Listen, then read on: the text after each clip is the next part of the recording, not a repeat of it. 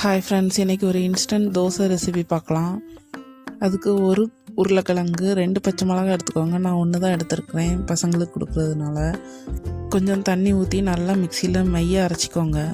அரைச்சதுக்கப்புறம் அது கூடயே 1 கப் ரவை சேர்த்து மறுபடியும் நல்லா அரைச்சிக்கோங்க. அதுக்கப்புறம் 2 ஸ்பூனு அரிசி மாவு சேர்த்து நல்லா மிக்ஸ் பண்ணிக்கோங்க. தேவையான அளவு தண்ணி ஊற்றி நல்லா தோசை மாவு பதத்துக்கு எடுத்துக்கோங்க.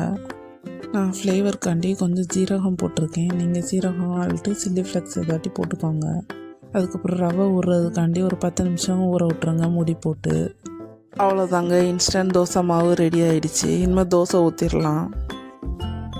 அடுப்பை நல்லா ஹை ஃப்ளேமில் வச்சுட்டு கல் நல்லா சூடானதுக்கப்புறம் ஊற்றுங்க. தோசை சூப்பராக வரும். சைட்லலாம் முறுன்ட்டும் நடுவில் நல்லா சாஃப்டாகவும் வரும். நீங்களே பாருங்கள் எப்படி இருக்குன்ட்டு. இந்த மாதிரி ஓகே, பாய் ஃப்ரெண்ட்ஸ். இதே மாதிரி அடுத்த வீடியோவில் பார்க்கலாம்.